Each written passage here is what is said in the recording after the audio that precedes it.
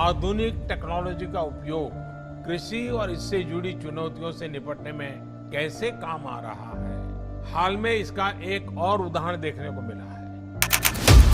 आपको याद होगा, यहाँ बुंदेलखंड में मई के महीने में टिड्डी दल का बहुत बड़ा हमला हुआ था। और पहले तो खबर आती है जब टिड्डी दल आने वाला है तो रात रात किसान सो नहीं पाता है, सारी मेहनत मिनटों में तबाह कर देता है।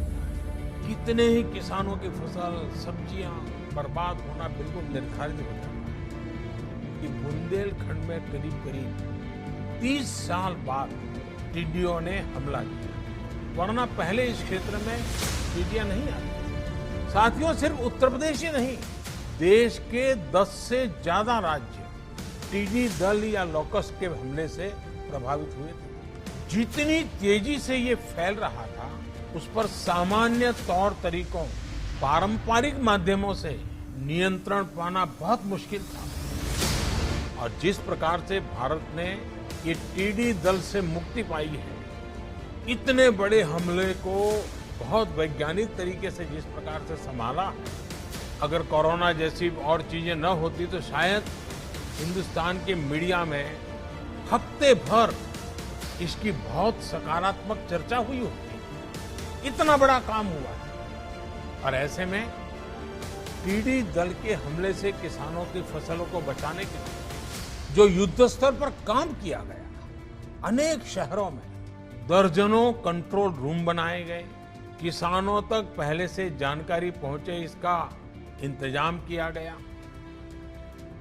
टिड्डियों को मारने और भगाने के लिए जो स्प्रे वाली स्पेशल मशीनें होती हैं, वो भी तब हमारे पास इतनी संख्या में नहीं थी, क्योंकि ये हमले ऐसे नहीं आते हैं। सरकार ने तुरंत ऐसी दर्जनों आधुनिक मशीनों को खरीदकर जिलों तक पहुंचाया।